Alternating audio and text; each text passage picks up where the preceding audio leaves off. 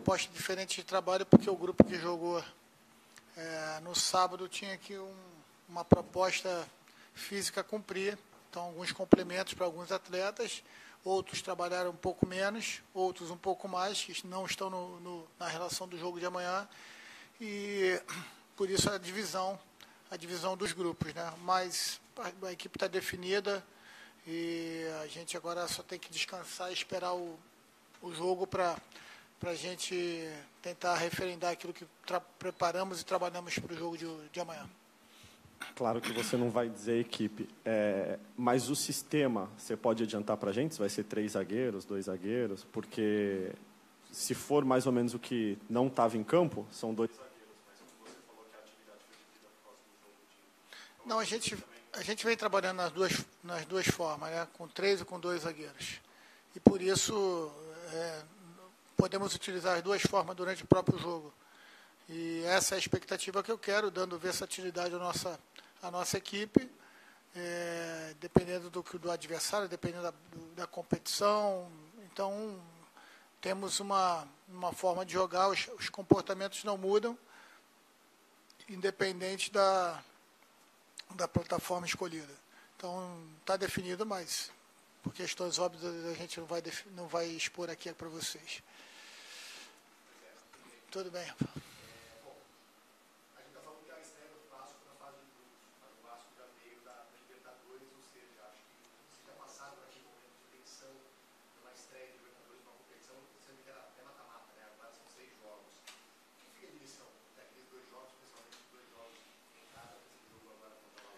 A lição maior é que uma competição como a Copa Libertadores, é uma competição que exige muita organização, muito comprometimento e muita personalidade para jogar, né? Então, temos uma equipe muito batalhadora, como a nossa equipe, que sabe das suas limitações, mas sabe também da sua capacidade, e com isso a gente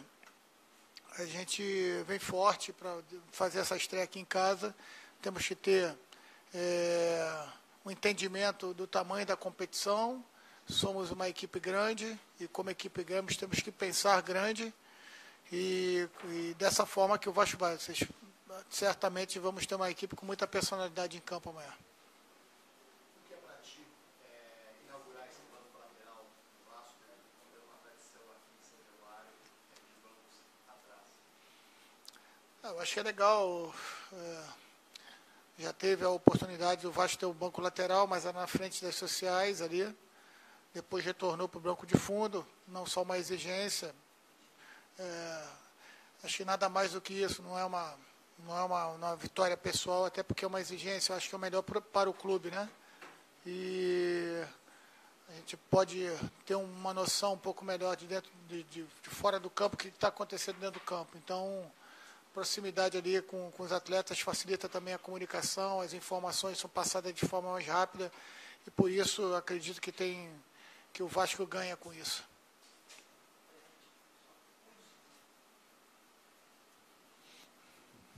Oi. Zé, em cima da primeira pergunta do Sibila, o Vasco passou por vários momentos bons, né, de goleadas na fase preliminar e também momentos difíceis. Você sente a equipe mais madura, principalmente jogadores mais jovens, mais preparadas para esse momento da fase de grupo? Isso aí não tem a menor dúvida. Acho que o que passamos nos 4 primeiros jogos trouxe para nós afirmações também, e a questão da confiança, de você entender que é uma competição muito difícil, que é uma competição, por vezes, até traiçoeira, que você tem que estar atento realmente durante todo o tempo.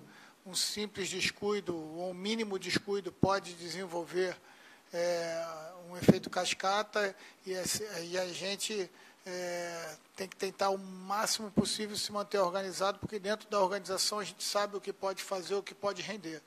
Então, essa é a nossa maior lição, foi a nossa maior lição, e é que a gente espera levar para essa fase de grupos, que é uma fase dificílima, com quatro grandes clubes disputando. Tenho certeza absoluta que a definição do grupo deve ficar para as últimas rodadas, se não a última, e por isso a gente precisa estrear bem amanhã dentro daquilo que a gente, desses aspectos. Muita concentração, organização e uma responsabilidade grande. Pois é, tudo bem. Sobre a responsabilidade, assim, o tamanho, né, do Vasco, e quando a gente pega assim os favoritos que são apontados, o Vasco normalmente não aparece, né, entre os favoritos, né? Citam outros clubes, né, do futebol brasileiro que tem mais investimento.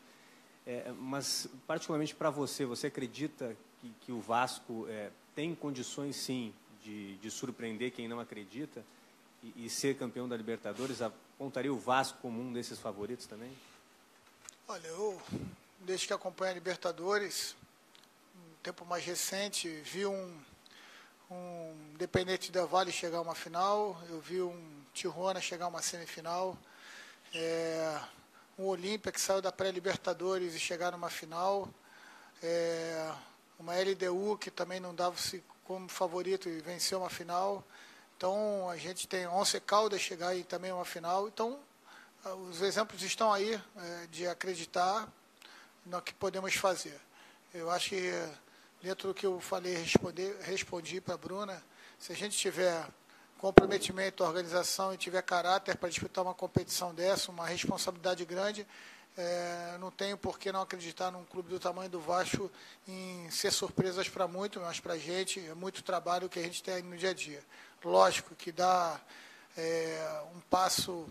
o primeiro passo de forma positiva é fundamental para que a gente possa encarar um grupo tão difícil já com uma boa vitória amanhã. Mas sabemos que temos um grande adversário pela frente, uma equipe que tem muitos jogadores experientes e que é difícil de ser batida, mas a gente está muito consciente do que precisamos fazer para tentar conseguir os 3 pontos amanhã. Sobre o comportamento assim do time, como é uma estreia na fase de grupos, claro que o Vasco já passou por outras estreias, né? Na primeira fase da Libertadores, o comportamento ideal, qual seria do seu time, porque vai enfrentar uma equipe que tem experiência em Libertadores, vai estar com o estádio cheio, né? E de intimidar assim o adversário naqueles primeiros minutos, é uma regra assim, ou você prega talvez mais a paciência durante a partida? Acho que o Vasco vem mostrando aí que tem uma forma de jogar. A gente quer ter a posse de bola, quer tentar fazer o jogo da nossa maneira. Para isso, a gente precisa tentar recuperar essa bola o quanto antes. Eu acho que existem estratégias e estratégias para cada jogo. E a gente amanhã tem uma estratégia bem definida, que vocês vão ter noção assim que começar o jogo amanhã, porque é uma partida que a gente tem que saber jogar. O fato de você jogar em casa é fundamental, importante, mas isso tem que ser de forma equilibrada, porque senão isso pode até se voltar contra a nossa equipe. E por isso que a gente perde a colaboração e o entendimento da nossa torcida, de empurrar a nossa equipe, ter a paciência e jogar junto com a gente, porque certamente a gente vai estar com muita disposição e muito dedicado naquilo que nos propomos a fazer. Zé, mais que os resultados, você sempre fala muito da atuação do time, né? Que algumas vezes o time não joga bem, mas consegue o resultado, mas você gosta quando, além do resultado, você vê que o time teve uma grande atuação. Acho que nos 3 primeiros jogos da Libertadores até que foi assim, né? Os jogos contra o Concepción, o primeiro jogo contra o Jorge Wilson, além da vitória, o time jogou muito bem. E na volta lá na Bolívia foi um pouco bem diferente do que a gente estava vendo, pelo menos daquele time até então, tanto defensivamente, mas também até propondo, teve menos oportunidades do que vinha criando, fazendo 4 gols durante algumas partidas. O que ficou, de repente, de lição, alguma coisa que aconteceu naquele jogo que você falou para eles, isso aqui não pode acontecer mais? E, por outro lado, dos 3 outros jogos, isso aqui a gente tem que repetir porque foi muito bom. Mas é exatamente, o comportamento que a gente quer da nossa equipe são aqueles que apresentamos nessas 3 primeiras partidas que você citou. E não pode ser uma partida que fizemos abaixo, que foi a partida lá em Sucre, tirar a nossa confiança, tirar aquilo que a gente tem como inspiração de jogo e proposta de jogo. Então, é o que eu tenho batido mais com eles, a gente fortalecer aquilo que acreditamos, o nosso jogo, fortalecer o nosso jeito de jogar, fortalecer as nossas ideias de jogar, e com isso que a gente vai fazer uma competição, sem dúvida nenhuma, também muito boa nessa fase de grupo da Libertadores. A expectativa é grande, todos muito concentrados, todos querendo muito, então isso vai ajudar para que a gente possa voltar a jogar aquele futebol que apresentamos no início. Você teve a oportunidade já de disputar a fase de grupos da Libertadores com o Flamengo. Tem um número mínimo de pontos, tem uma meta assim, que se estabelece, ganhar os 3 jogos em casa, tentar tirar uma diferença fora? Assim, tem um mínimo que você acha importante para fazer, para pensar em classificação? Olha, eu acho que com um grupo tão equilibrado como o nosso, eu acho que você tem que procurar fazer pelo menos 11 pontos, para você não ter nenhuma dúvida. Até com 10, de repente, pode classificar, mas 11 pontos estaria certamente dentro dos 2 classificados. Jogo a jogo, é importante fortalecer a pontuação dentro de casa, mas esses jogos de casa, às vezes, você tem muito menos espaço para jogar do que os jogos fora, que o adversário também te pressiona muito, acaba oferecendo outros espaços nas costas da sua defesa. Então, a gente ter insistência, mas uma insistência equilibrada para a gente poder ter os momentos certos, oportunos para a gente finalizar. Zé, depois do jogo contra o Fluminense, que você usou aquele sistema com 3 zagueiros, a gente conversou com o Wagner, e aí a gente perguntou para ele, o que faltou? Ele falou, o meio foi muito efetivo, conseguiu criar, mas realmente a gente se anulou, ficou no 0-0, porque faltou só aquela última bola para finalizar, e talvez se tivesse uma bolinha parada, a gente conseguisse sair com um resultado melhor. Como é que está sendo isso, a cabeça de vocês, para trabalhar, para não depender dessa última bola? E também queria que você falasse sobre o Rafael Vaz, que está do outro lado, te conhece bastante, trabalhou com você. A bola parada tem sido assim, todos os 4 campos do mundo tem sido decisiva, né? Então a gente vem trabalhando também. Acho que o jogo específico contra o Fluminense, qualquer uma das 2 equipes poderia acabar vencendo, até porque o Fluminense criou algumas oportunidades, nós também criamos. Mas como por uma primeira vez que jogamos dessa forma, eu acho que foi positivo. Sobre o Rafael, é um atleta que eu acho que vai se encaixar bem da maneira como a Laú joga, porque é um jogador que sabe sair bem, né? Naquela primeira fase de construção, ele tem um bom passe, tem companheiros que já jogam assim há muito tempo, né? Vai ter companheiros que jogam assim há muito tempo. Eu acredito que ele tenha um sucesso lá, porque é um bom jogador, um jogador que está crescendo, está crescendo na sua carreira, e talvez com menos pressão que ele estava sentindo agora aqui no Brasil, ele vai poder desenvolver melhor o potencial dele. Boa tarde, Zé. Em comparação com o seu primo rico, né, que é a Champions League, a Libertadores, ela tem um equilíbrio muito maior. Você falou aí de quantos times chegam à final, de menor expressão, de menor investimento. Nas últimas 4 Champions, por exemplo, o Real Madrid ganhou 3, e o outro foi o Barcelona, está concentrado, né? Na Libertadores não acontece isso. E o orçamento brasileiro, não é o caso do Vasco, evidentemente, mas o orçamento brasileiro, em média, é muito maior, mas na primeira rodada agora, só o Palmeiras ganhou, e mesmo assim, o adversário teve um jogador expulso de cara. O jogo talvez fosse muito mais difícil, talvez a gente tivesse os times brasileiros. Isso aumenta o fato de quase nenhum brasileiro ter vencido na primeira rodada, cria um estado de alerta aí, te traz uma responsabilidade maior ou menor. Como é que você trabalhou isso com o teu grupo, esse insucesso dos times brasileiros no primeiro jogo? Fazer comparações não é muito legal no futebol brasileiro, eu acho que no futebol mundial também. A comparação a nível de investimento, de estrutura, até de fortalecimento, de informação, ela é muito, muito grande. Mas, quando a gente fala também em questões cambiais, também não é muito fácil de você fazer uma explicação.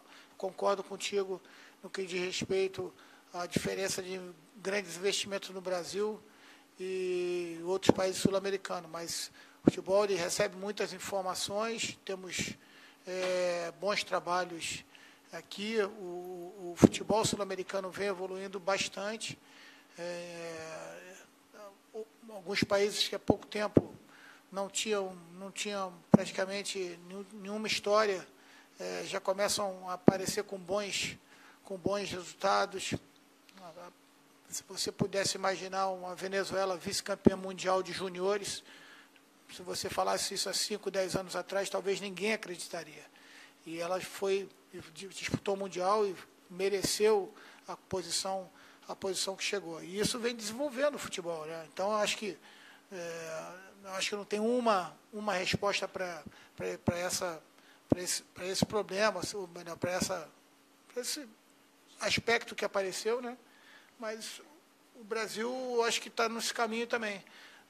Temos bons trabalhos aqui no futebol brasileiro, que eu acho que, com o desenvolvimento das informações, eles também vão acabar, aqueles melhores investimentos vão acabar tendo supremacia. Mas que bom que não seja assim, né? Porque com isso a gente consegue ter surpresas. Eu acho que, a nível de emoção, fica até muito mais emocionante do que uma Champions que você bota ali 4 times para chegar sempre, e eles estão sempre chegando.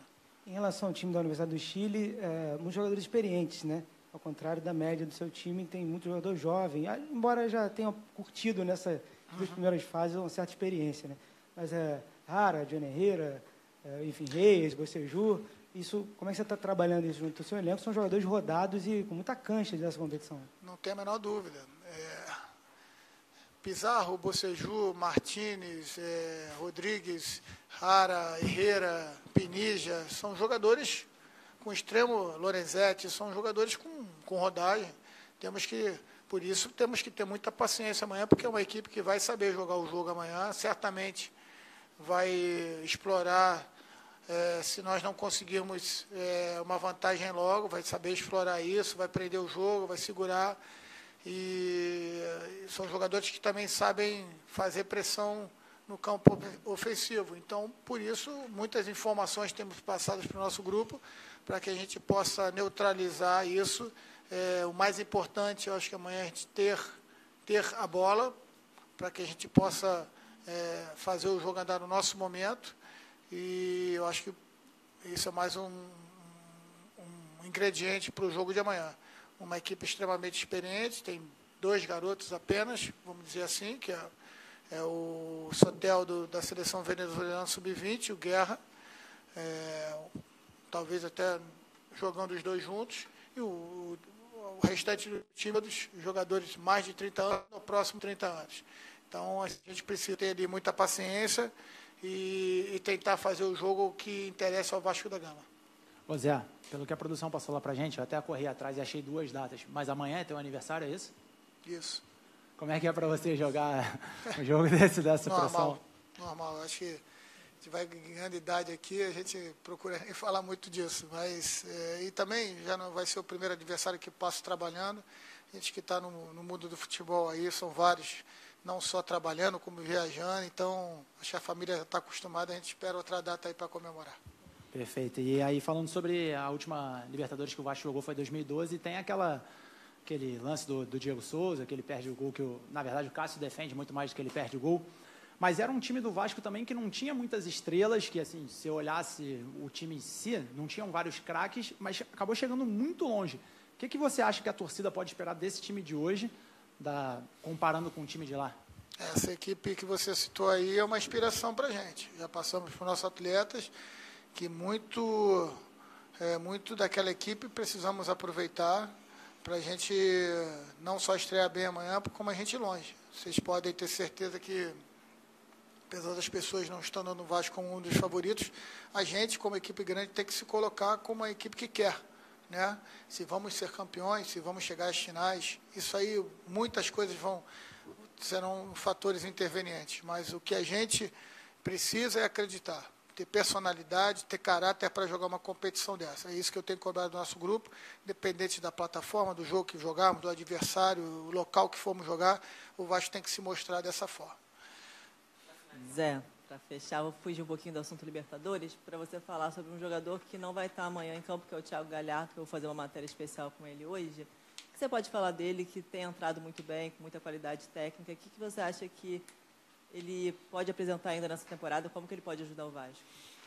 Ele é um jogador, um segundo atacante ali, meia que pode jogar de segundo atacante. Ele tem algum recurso para jogar de costas, né? E por isso é importante a gente ter um jogador que possa encostar sempre no nosso atacante.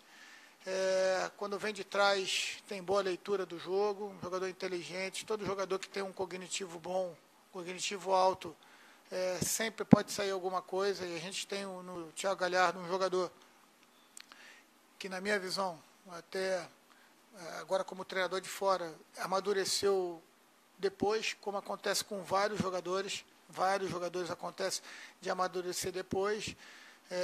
Tem entrado em alguns jogos, começado jogando alguns outros, tem aproveitado essa sua oportunidade. Lamento eles não tá na condição de estar jogando amanhã, porque realmente ou jogando ou entrando poderia ajudar a gente, mas tentar recuperá-lo aí fisicamente, prepará-lo melhor fisicamente, para a gente poder, no próximo jogo do Carioca, já que ele ficou desse fora também, e no próximo jogo da Libertadores ele está disponível para a gente. Mas, sem dúvida nenhuma, é um jogador que pode nos ajudar bastante.